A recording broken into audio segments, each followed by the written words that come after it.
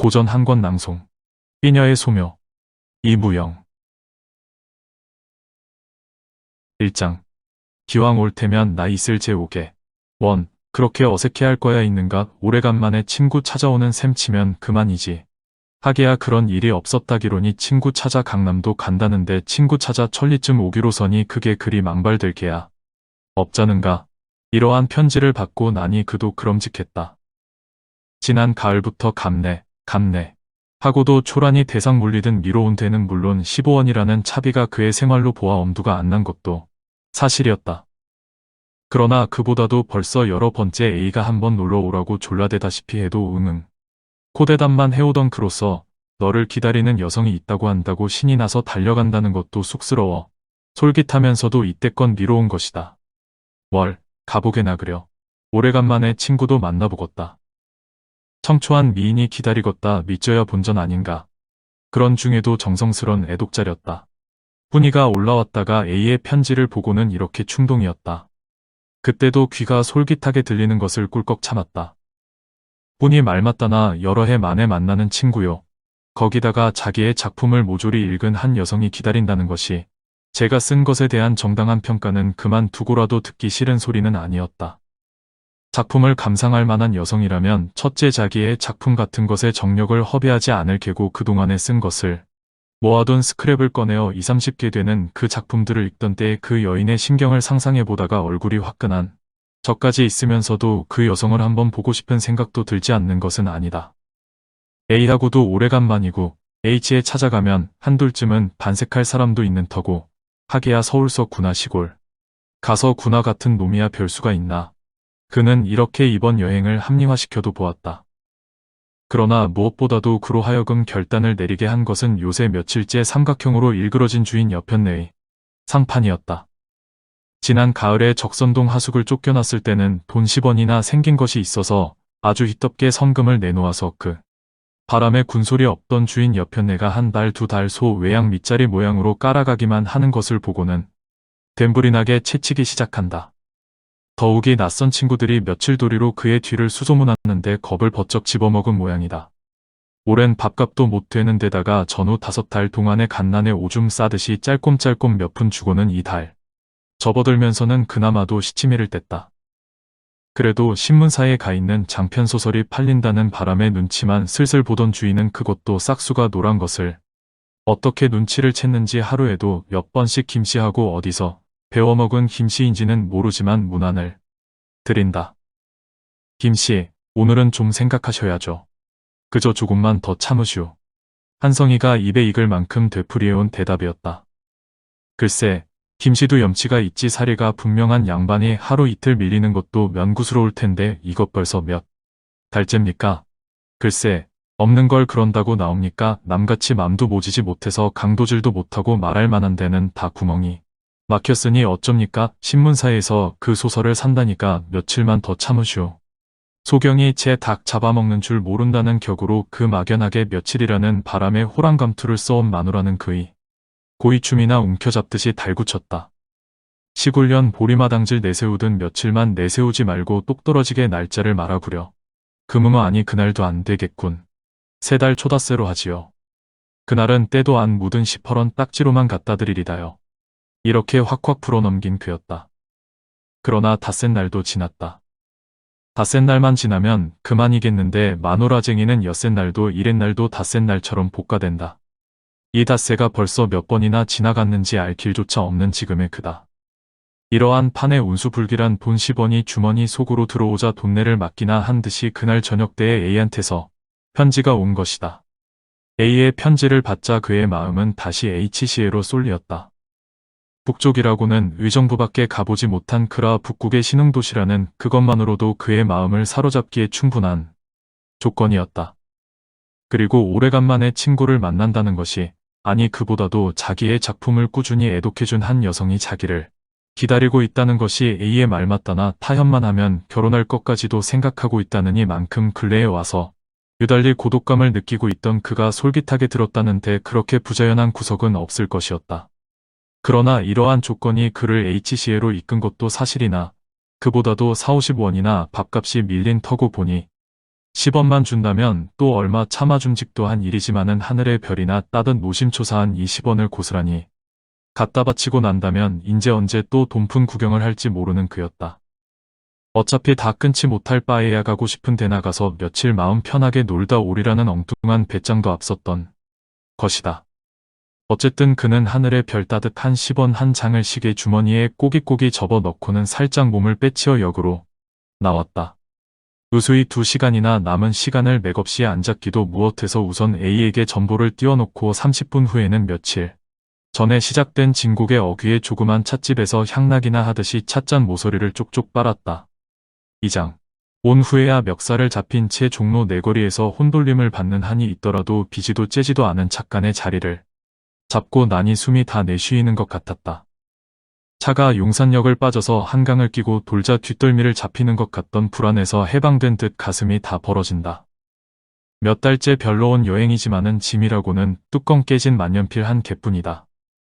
거뜬하기는 해도 어쩐지 허전했다.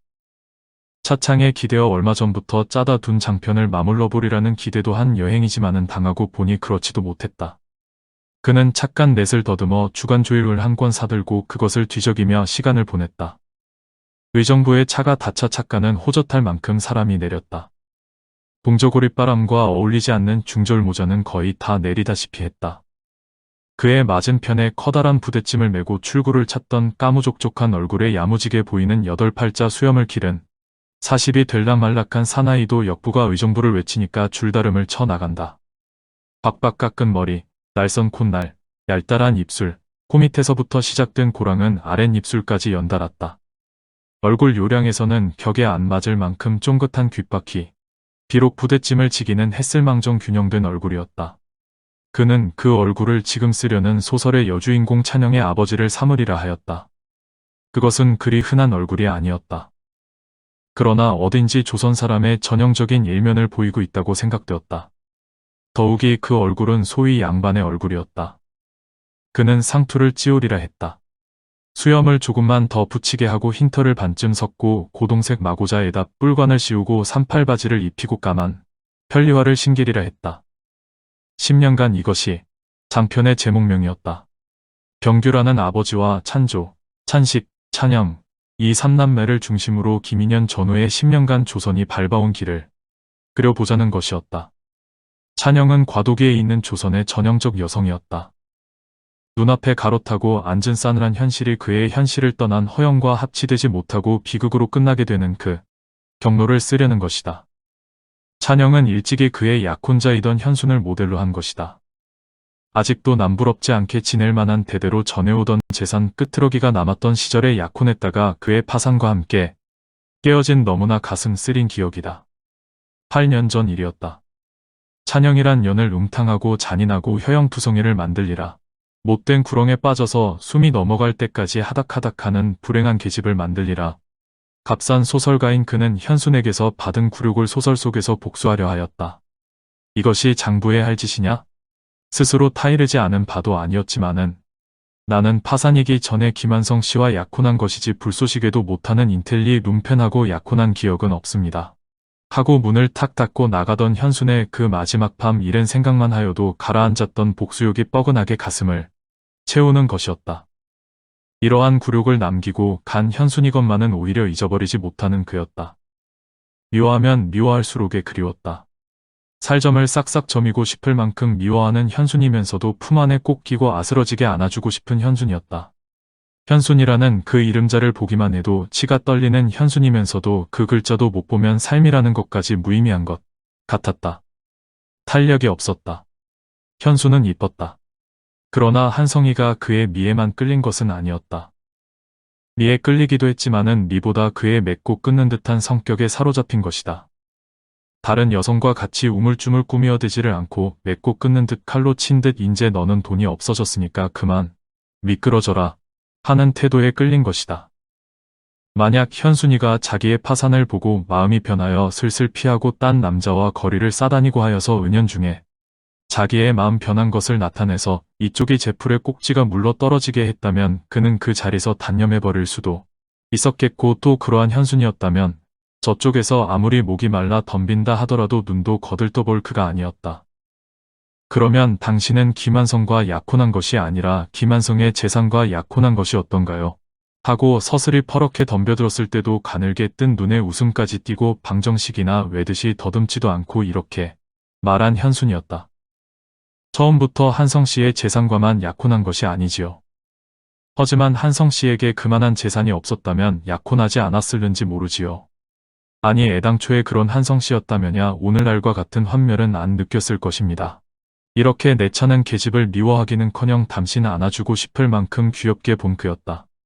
그러나 한번 자기를 박차고 간 계집의 치마끈을 잡고 늘어질 한성은 아니었다. 그는 깨어진 가슴을 안익기 위하여 있는 정열을 문학에 바쳤다. 그는 읽고 썼다. 읽음으로 해서 바삭바삭 소리가 나도록 건조해진 머릿속에 새로운 끈기가 생기는 것을 느끼었다. 쓰면 쓸수록에 한 걸음 앞으로 나가는 자기 자신의 붓끝을 바라보고는 홀로 기뻐하였다. 그런지 얼마 후에 그는 현순이가 전라도 어떤 과부의 아들과 결혼한다는 소문을 들었을 뿐이다. 이 소식을 그에게 전한 평론가 알은 하여튼 귀여운 여자야. 현순이는 자기 자신을 거미줄을 타고 세상을 건너려는 계집이라고 부르대나 그려. 거미줄을 타고 세상을 건너려는 계집 잘한 말이지 잘한 말은 못 된다더라도 어쨌든 평범한 여자로서는 못할 말이야. 하하. 그리고 알은 거미줄을 타고 세상을 건너려는 계집이라는 말을 몇 번이나 마치 입에 맞는 시구나 되뇌듯 하였다. 거미줄을 타고 세상을 건너려는 여자. 한성은 이렇게 한번 입속으로 중얼거려 보았다. 차는 새벽을 향하여 세차게 달리고 있다. 웬만한 정거장은 기별만 전하고 휙휙 지나간다. 세상에 나서 처음 대하는 북극의 자연을 어둠 속에 지나게 된 것을 아까이 여기며 그는 잠이 들고 말았다. 3장. 신흥하는 북극의 도시 H에서 내린 것은 9시 반을 조금 지났을까 말까 한 때였다. 예측대로 A가 나와 있었다. 그가 장꾼들한테 길을 빼앗기고 엉거주춤하게 내리는 것을 모르고 저기 실망한 낯으로 승강대를 바라보고 섰던 A는 쫓아오며 짐이나 받을 듯이 팔을 내밀었다. 그는 짐 대신 팔을 내밀었다. 치웠지? 아니. 참 H에 한번 오기 어렵기도 하이. 미안하이. 이러한 대화를 주고받으면서도 이것이 3년 만에 만난 친구 간에 할 이야기인가 하고 생각하니 자기네만큼 멋멋한 사람들도 없을 것 같았다. 시골 역으로 해서는 역전도 넓다. 어떡할까 버스 걸을까? 맘대로. 내야 절에 간 색시지. 월, 철장 같은 다리를 가졌는데 걸어가세나 그려 이야기도 할 겸. 북극서도 봄은 온 성 싶었다. 30년형 구식 포드가 내로라하고 거리를 질주하는 것도 시골의 도시 맛이 났다. 억백의 아스팔트 위를 그들은 천천히 걸어갔다. 시골 도시라고는 하지만은 봄치장한 것이 조금도 어색스럽지 않다. 쇼인도 애채비하고 있는 봄거리도 다 제자리를 차지하였다. 오히려 북극의 미인을 대하는 듯한 청초한 맛까지 났다. 요새 며칠 내로 바람이 불고 하더니 자네 오는 날 마침 날씨가 이렇게 좋네 그려. 말이 되나. 서울의 귀빈이 그나마도 이렇다는 문인이 오는데 잘 보여야 좋은 인상을 주장겠나 허허. 한성은 깨어진 양철 두드리는 소리를 내며 웃었다. A는 한성이가 얼떨떨했을 만큼 좁다란 골목을 이리저리 끌고 다녔다. 그러더니 쌀이 울타리에 밋밋하게 달린 높다란 대문 안으로 끌고 들어간다. 책상 한 개에 책 몇 권, 이불 한 채뿐인 살풍경인 A의 하숙방에서 아침을 먹고 A는 발용산으로 그를 끌고 나선다. 누에 머리 형상으로 된 산모퉁이를 타고 올라가니 100여 년씩은 다 돼 보이는 노송이 애송이 잔솔의 머리를 쓰다듬으며 멀리 H평야에 물어놓는 봄기운을 노송답지 않게 마시고 섰다. 주홍빛 긁은 비단 보류나 디디는 듯 포근포근하다. 저것이 성천강일세. 이것이 여어 보이는 다리 말일세. 저것이 만세교고. 사흘만 더 일찍 왔더면 좋은 구경을 했을 것을. 참 볼만하이. 정월 보름날이면 다리 밟기라고 해서 H 사람들은 모두 한 번씩 저 다리를 건너보는 풍속이 있다네. A는 눈에 뜨이는 대로 가리키고 설명하고 하였다. 영생고 보니 우편국이니 병원이니 눈에 스치는 큼지막한 집을 일일이 설명해준다. 한성도 시야에 새로운 것이면 무엇이나 자진해서 물었다. 연대 병사며 감옥, 넓은 거리가 보이면 그 동명까지 일일이 물어서 웬만한 것이면 머릿속에 적어 넣었다. 저긴 어딘가, 저긴 참 한적해 보이는데. 그는 총자 형상으로 숲이 우거지고 그 앞에 가느다란 강물이 반호를 그리고 있는 H 시외의 한 동리를 가리키다가 가슴이 성큼해서 섰었다. 이동. 하고 A가 대답한 까닭이었다. 삐동. 그것은 A의 말을 빌린다면 저녁 노래 홀로 핀 백장미같이 청초한 미인이 그의 애독자가 살고 있다던 바로 그 동리였다. 저기가 삐동이라. 왜 가슴이 울렁울렁하나. 미친 사람의 가슴이 울렁거릴 거야. 말은 하면서도 한성은 얼굴을 붉히웠다. 대관절 뭐라는 여잔가. 한성은 무엇보다도 그것이 궁금하였다. 그러지 않아도 이때껏 가네. 하고는 초란히 대상 물려오듯 한 이번 길을 이 계집이 있다니까 이렇게 갑자기 서둔 것이나 아닌가 하는 의심을 받을지도 모를 것 같아서 자진해서는 말을 꺼내지 않으려고 한 것이다. 그러나 이 한 번 보지도 못한 애독자가 이번 그의 결심을 촉진한 것만은 그 자신도 부인치 않았다. 상호간의 의사만 상합하면 화촉지전을 이루리라는 그 말에만은 적이 불쾌한 인상까지 받았지만은 어쨌든 한번 대하고 싶다는 정도의 호기심이 자기의 결심을 재촉한 것만은 사실이었다. A 자신은 한성이란 놈이 단단히 마음에 든 개야 하고 생각할지 모르지만은 그리고 하기야 나이 30이 넘은 노총각의 그만한 미와 그만한 교양을 갖추었고 더욱이 자기 작품의 가장 열렬한 애독자인 여자를 아내로 삼는다는 것을 거부할 사람도 없기는 하겠지만은 한성 자신은 되레 제 녀석이 고르고 고르다 남은 찌꺼기라 못 먹는 떡 개나 준다는 셈치고 내게다 떠맡겨 보려고 하는 그 태도의 모욕감까지 느끼는 것이었다. 만약에 그가 기혼자이고 이러이러한 사람이 있으니 안 만나보려는가 한다면 물론 이런 델리컷한 감정은 안 들었을지도 모른다. 한번 만나보지 않으려나? A는 들여다보듯이 재차 물었다. 글쎄, 만나봐도 좋기야 하겠지만은 나 자신이야 물론 그렇지만은 자네도 자네 친구를 왔던 차에 소개한다는 그런 정도라면 만나본데도 좋지. 무척 될까네. 어련하리. 가보세나. A는 한성이가 한 말의 뜻을 다 이해치 못하는 것 같아 보였는데도 대답만은 이렇게 선선하였다. 갈까? 염려 없나? 염려라니. 공연히 또 한 번 보고 나자빠지리? 제발. 그들은 멀리 평야를 바라보고 커다랗게 웃어붙였다. 천천히 가도 좋겠지. 웬걸, 바로 가야지. 안 왔으면 모를까 온 김이니 장군의 무덤이라도 보고 가야 하잖겠나. 장군의 무덤. 한성은 가슴이 서먹하였다. 왜, 장을 모르나? 저 K 사건으로 옥사한 장군 말일세. 아내와 아내. 한성은 고함을 치듯 소리를 질렀다. 장군을 내가 모르고 누가 알겠나. 그렇다 장군을 속속들이 아는 사람은 한성이었다. 조선에 신경향문학이 들어오던 초기에 있어서 살인 주사침 같은 붓끝으로 우리의 슬픔을 노래하고 돌진하라고 고함치던 장군. 잡지 화성을 활무대로 대중을 부쩍부쩍 투쟁 속으로 이끌고 가던 장군. 그러나 그는 붓끝에 매인 사람이 아니었다. 가느다란 붓끝만으로는 펄펄 끓는 정열을 쏟을 길이 없는 장군이었다. 하루아침 그는 붓을 꺾어버렸다. 활활 타는 화로 속에다 붓 동강이를 살랐다. 그러고는 한성을 향하여 외쳤던 것이다. 붓을 꺾어버려라. 화성을 둘러싸고 있던 7사람의 동인 중에서 5사람은 맹렬히 장군과 보조를 맞추었다. 그리고 천륜이라는 억센 인연으로 맺어진 바 부자의 의도, 형제의 혈연도 끊어버리고는 몸을 솟구쳐 불 속으로 뛰어갔었다. 너 같은 인간은 몇 만 명이 있어도 이롭다. 자, 우리가 꺾어버리는 붓이 아깝거든 그 동강이라도 주워가지고 가렴. 가장 가깝고 가장 많은 이해를 가지고 사귀어 내려오던 장군은 이 말 한마디를 계기로 그로부터 영원히 떠나버리고 말았던 것이다. 장군으로부터 버림을 받은 한성은 몇 해 굴러다니는 동안에 다시는 추워보지 못할 인간 쓰레기가 되고 말았다.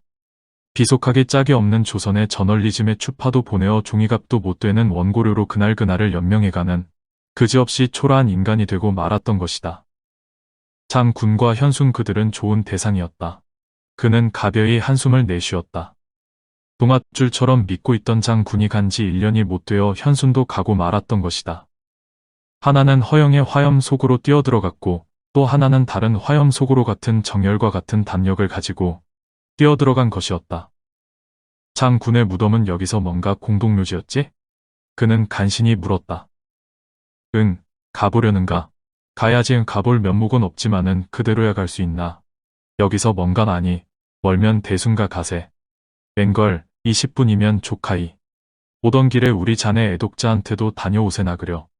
마침 고 근처니까. A는 이렇게 권하였다. 하지만 장군의 무덤을 간다면 우울해질 터인데 그 기분으로 모르는 사람을 대하는 것이야 실례 아닐까. 한성은 이런 걱정까지 하였다. 글쎄, 그 편이 나으이. 누가 안다던가.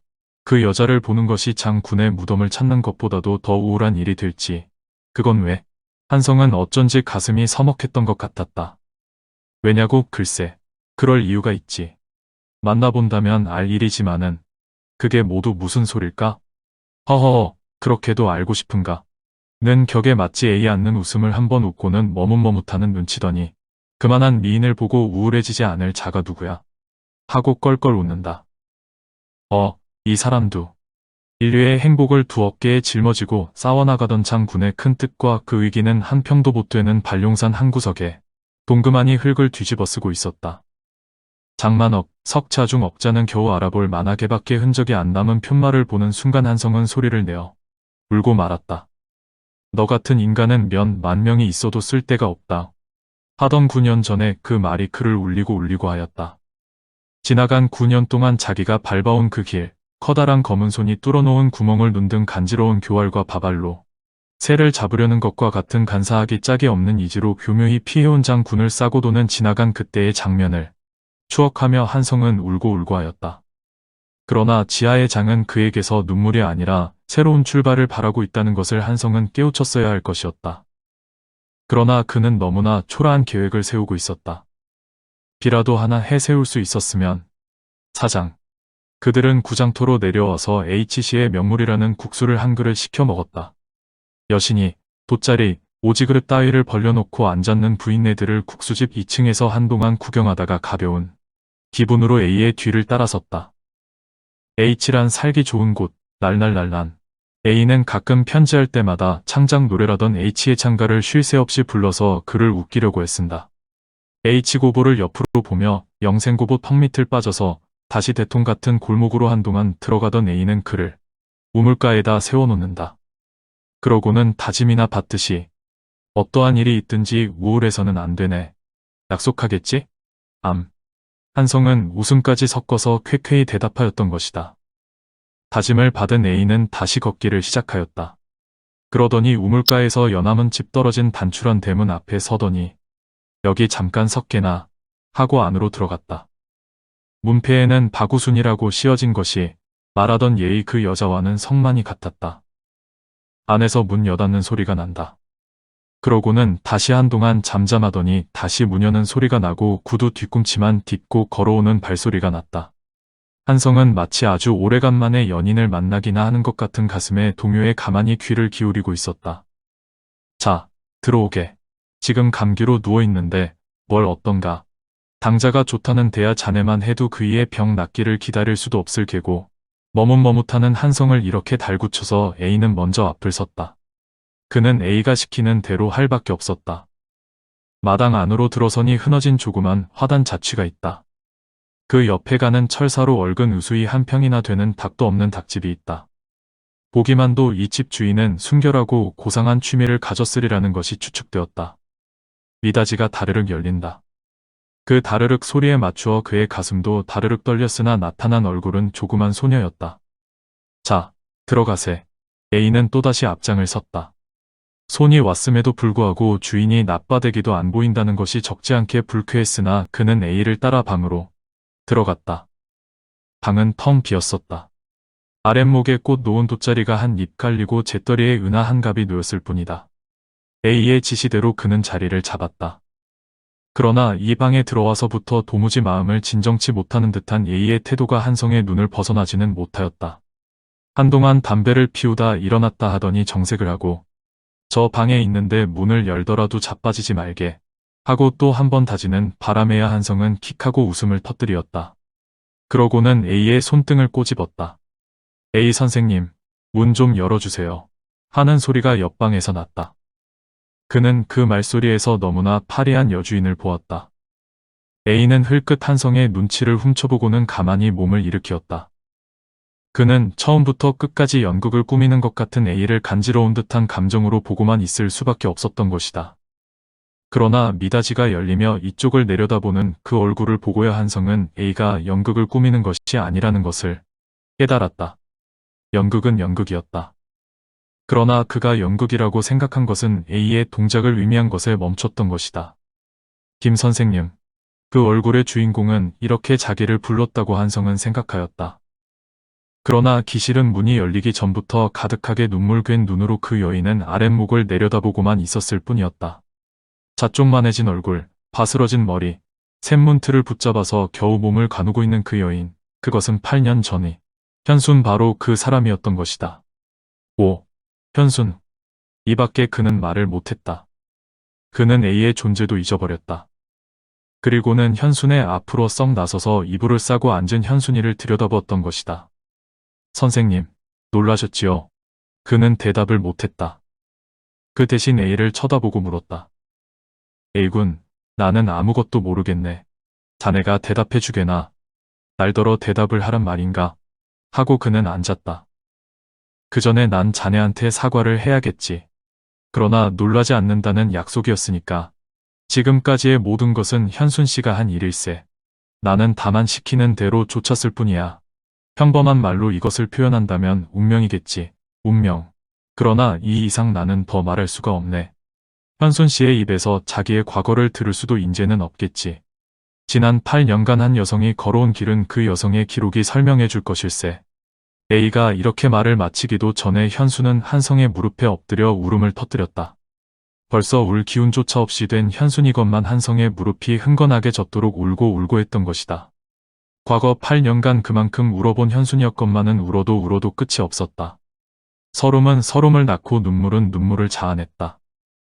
그러나 운 것은 현순만이 아니었다. 한 불행한 여성의 서름은 한성의 눈물줄기를 이끌었다. 그리고 한 여성과 친구의 서름은 또한 A를 울렸던 것이다. 5장. 에게 끌리다시피 하여 A 현순의 집을 나온 한성은 싸우던 A를 집으로 보내고 혼자서 밤거리를 헤매었다. 일찍이 수백 편의 소설을 읽어오고 수십 편의 소설을 써온 그였지만은 이러한 현실은 본 적도 없었거니와 써볼 생각도 못했던 것이다. 믿어도 믿어지지 않는 사실을 믿어서는 안 될 것이로되 오히려 사실로 존재해 있는 이 사실, 한성은 오직 아연했을 따름이었다. 현순이가 시킨 노릇이라고는 하지만은 이러한 연극을 꾸며놓은 A가 원망스러울 뿐이었다. 그날 밤 3시까지 그는 거리를 헤매었다.